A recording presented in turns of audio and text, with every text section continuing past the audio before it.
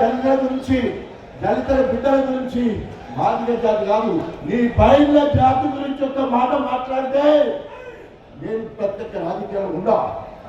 నువ్వు దళిత ద్రోహివి, నువ్వు దళిత ద్రోహివి. అందరూ నిన్ను ఆ మంత్రిగా ఉన్నప్పుడు దళిత దొరాడేది, వీళ్ళే దళిత దొరాడేప్పుడు పాల్గొరా. మాది కూడా చెప్పడానికి గర్వపడాలి, దళితులు అని చెప్పుకోవడానికి గర్వపడాలి, దళిత పక్షపాతం గర్వపడాలి. నేను దొరాడడానికి గర్వపడతాను. నువ్వు వెళ్తాన్ని బతికెత్తా, నువ్వు వెళ్తాన్ని బతికెత్తా. మాది దగ్గర పైసా పైసా పైసా అడుగుతూ రాయి వేస్తలేదు, రాయి వేస్తలేదు చెప్తే లక్ష్యం చెప్తాడు. వీడు ఎందుకుంటాడు, వాళ్ళు పొందుతాడు.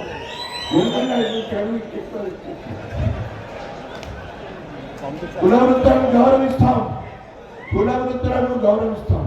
ఇలా కాంగ్రెస్ పార్టీ ఇద్దరు మాలలకు ఒక బహిర్లకు ఇచ్చింది టికెట్. సామాజిక న్యాయం ఎక్కడ? ఇవాళ తెలంగాణ మాదిగలందరూ కూడా కాంగ్రెస్ మీద తిరగబడుతున్నారు. కారణం ఏంటంటే అప్పటికే ఇద్దరు మాలలకు ఇచ్చుంటే ఈయన బ్లాక్ మెయిల్ చేసి, అయ్యో నేను బీఆర్ఎస్ పార్టీ ఎంపీ టికెట్ వదిలిపెట్టా, నా ఎమ్మెల్యే వదిలిపెట్టా, మనకి పైకి పెట్టే ఇట్లా ఆశ వేరే, పైసలు తీసుకున్నది వేరే. నాకు నేను పోతే కేసీఆర్ చెప్తా ఉన్నాడు, పెద్ద దగ్గర ఎంపీ తోటి పెద్ద మూట. కేసీఆర్ దగ్గరకు వచ్చి నా బిడ్డని నీ చేతులు పెట్టాను, నువ్వు కూడా కొంచెం సిద్ధం ఉంటే ఎట్లా వాడట్లా.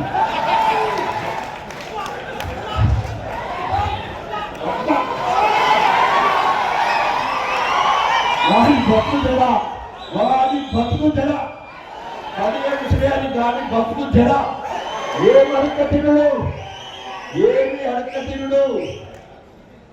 మార్కెట్ మంత్రిగా ఉంటే మార్కెట్ సిబ్బంది వచ్చి 2 నెలల ఇల్లును గొప్పగా మంచి భవంతిగా తయారు చేసిన చరిత్ర.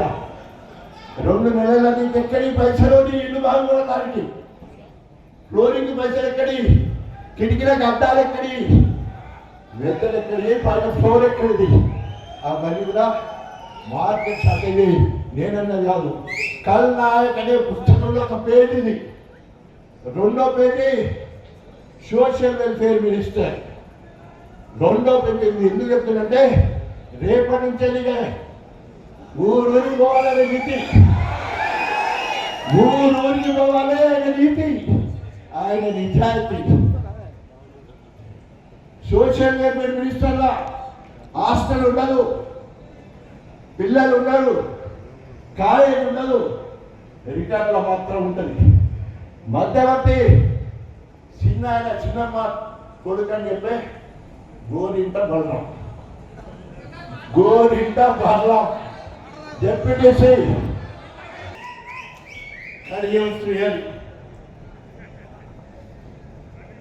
ఇంత నీచ రాజకీయాలు చేస్తున్నా. ఈరోజు బ్లాక్ మెయిల్ చేయడంలో, బెదిరించడంలో, భయభ్రాంతులకు గురి చేయడంలో రాజులకు రాజులు ఏమంటారంటే ఎంపైర్ అంటారు. ఆ రకంగా బ్లాక్ మెయిల్ చేయడంలో ఆయన ఎంపైర్. ఎవరైనా నేను చాలా సార్లు చర్చలలో, టీవీ చర్చల్లో పోయినప్పుడు కడియం శ్రేయర్ గారు కేసీఆర్ గారిని బ్లాక్ మెయిల్ చేసి నా ఉప ముఖ్యమంత్రి తీసుకున్నాడు, బ్లాక్ మెయిల్ చేసి ఎంపీ స్థానం పొందిండు, బ్లాక్ మెయిల్ చేసి 2 సార్లు ఎమ్మెల్యే అయ్యిండు, నా ఎమ్మెల్యే పదవి కూడా తీసుకున్నాడు. ఆఖరికి కేసీఆర్ గారు ఎంపీ నాకు ఇస్తానంటే దానికి కూడా అడ్డుపడి అది కూడా రాకుండా చేసిన పెద్ద బ్లాక్ మెయిలర్, చీటర్. వాడిని మనం అందరం కలిసి తొక్కాలి. గణపురంలో తొక్కితే, గణపురం ధర్మసాగర్ కింద బుడుగులో తొక్కితే, గండి రామారం ఉన్న బుడుగులో తొక్కితే, అక్కడ తప్పించేమన్నా కొడ భూములు ఉంటే గణపురంలో, అషరాపల్లిలో నవాబ్పేటలో ఎక్కడ పడితే అక్కడ తొక్కితే మా సుదర్శన్ అన్న చెప్పినట్టు పాకిస్తాన్ లా లేవాలి. ఇక్కడ లేచడానికి అవకాశం లేదు.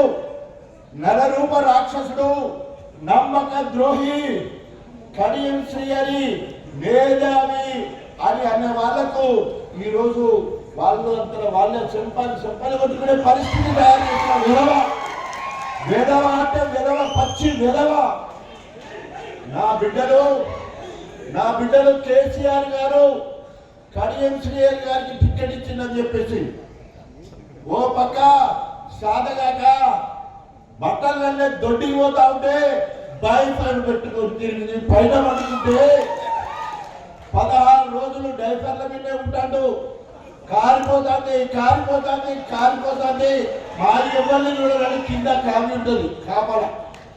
మా అయ్య ఇప్పుడు అప్పుడు అంటున్నాడు. కాపల ఎవరిని కూడా కలవడట. అభ్యర్థి అయింది 16 రోజులు బయటికి వెళ్ళకుండా పైనే ఉన్నాడు. అట్టించాలంటే అందరు పోతారు అనుకున్నాడు. కోపం ఉంటారు అందరు. అదే పోతే బాగుండు అనుకున్నారు కూడా. ఎందుకంటే మళ్ళా అభ్యర్థి మాత్రమే ఒక ఆశ. ఆ రకంగా చూసి మళ్ళీ ఇంతకుముందు వీళ్ళందరూ కూడా మనసు నిండా బాధ పెట్టుకొని అందరూ కూడా పార్టీ కోసం, కేసీఆర్ కోసం, మళ్ళా రాజశేఖర రెడ్డి గారి కోసం వాళ్ళ మనసులో ఉన్న మాటను మూట కట్టి అది పక్కకు పెట్టి ఇట్లాంటి సభ జరిగితే వచ్చిన క్యాండిడేట్ 1000 మంది నాకు కన్ను వేశారు. 100,000 మంది కన్వరేస్తా ఉన్నారు, ఫోటోలు దిగుతా ఉన్నారు. కడియం శ్రీహరి గారికి ఇక్కడ ఉంటే సగం మంది దగ్గర కూడా రాకపోతుంది. కడియం శ్రీహరి గారికి ఇక్కడ ఉంటే ఇట్లా చూస్తే అక్కడ ఒక్కరు ఎవడు కన్ను దగ్గర ఎవరు పోయి కన్ను తెలుసుకుంటాడు. రాజన్న దగ్గర ఎవరు పోతాడు. వాళ్ళ సంగతి వానికి బిల్లు ఉన్నదా? వానికన్నా బిల్లు వచ్చేది ఆపుదాం, పని అవుతుందా మధ్యలో ఆపేద్దాం. ఈ రకంగా కార్యకర్తలను కంటికి రెప్పలా చూసుకునేవాడు కంట్లో పెట్టుకొని చూస్తున్నాడు. కంటికి రెప్పలా కాదు, ప్రతి ఒక్కరిని కంట్లో పెట్టుకొని చూసి పగ పెంచుకొని వాళ్ళను అనేక రకాలుగా బాధ పెట్టేటోడు. ఆ రకంగా 94 నుండి 2004 వరకు గణపురం నియోజకవర్గంలో ఉన్న ప్రతి కాంగ్రెస్ కార్యకర్త ఎంత బాధపడ్డారు అంటే, రవయ్య అని ఒక సర్పంచ్ జన్మభూమికి సహకరించకపోతే జఫర్గఢ్ గుట్టలకు తీసుకుపోయి విపరీతంగా ఇప్పటి కూడా ఇట్లా అర్థం. నా తమ్ముడు రవయ్య నాకు ప్రాణం. విపరీతంగా కొట్టి ఎన్కౌంటర్ చేస్తావు బిడ్డ అని చెప్పేసి బెదిరించి అదిరించి అనేక చిత్రహింసలు పెట్టి గణపురం నియోజకవర్గంలో ఎన్కౌంటర్లు జరిగినాయి అంటే అది పుణ్యం కలిగించలేదు. ఆ పాపం తరుగుతుంది, తప్పకుండా పాపం తరుగుతుంది. నాలాంటి అమాయకులు పట్టుకొని అనేక అక్షేమ కేసులు పెట్టించి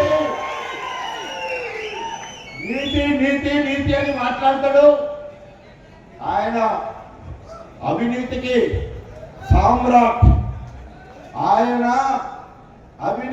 సామ్రాట్. ఒక తిమింగలం. ఆయన చేపలన్నింటిలో పెద్దది తిమింగలం. అక్కడెక్కడ ఎవరంటే ఉచ్చల చేపలు పట్టే చిన్న గురించి మాట్లాడతాం. ఉచ్చలో చేపలు పట్టే చిన్న పరికల గురించి, చిన్న వాడి గురించి మాట్లాడతాడు. అది తిమింగలం. ఈయన మీద ఒక పుస్తకం రాసిండు. కల్లాయ్ 99లో పుస్తకం రావడం జరిగింది. ఈయన అవినీతి మీద.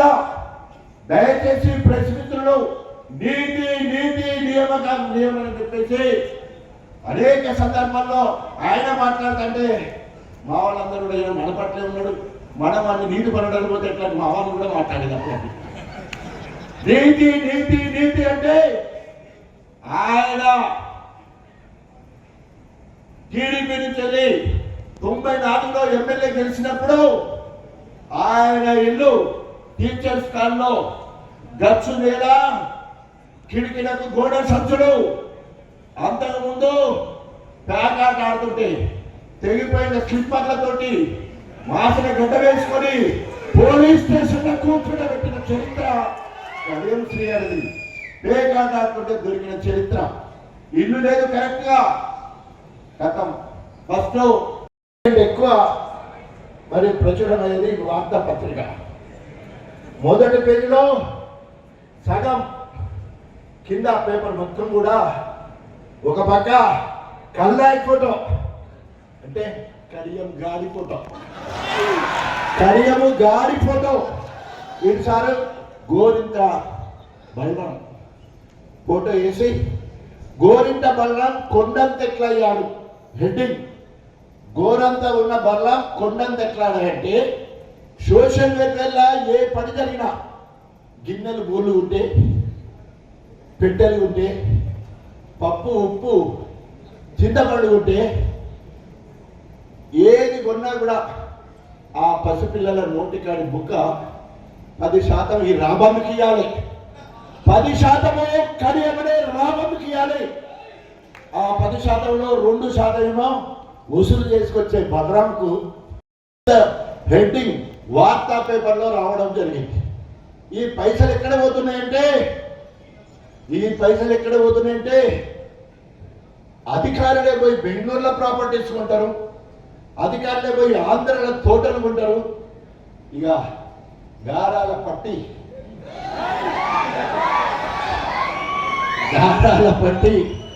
కావ్య, ఆయన పేరు నజీరుద్దీన్, కావ్య నజీరుద్దీన్ దేశాలలో ఉంటారు. మలేషియా, సింగపూర్లో వాళ్ళు ఉంటారు. 3 నెలల 18 రోజులు అక్కడ ఉండి అయ్యా ఇక్కడి నుంచి వెళ్ళి అవాలా ద్వారా పైసలు పంపుడు, వాళ్ళు అక్కడ భూములు కొనుడు. అవాలా ద్వారా, అవాలంటే ఇంకేనా మీకు? ఆయనకి ఎప్పుడో తెలుసు. 97లో కడియం శ్రీగారికి తెలుసు అవాలా.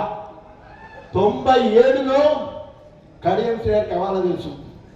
పైసలలో 10%, 7%, 8% కట్ చేసుకుని ఇక్కడ ఇస్తే అక్కడ ఇస్తారు ఆ పైసలు.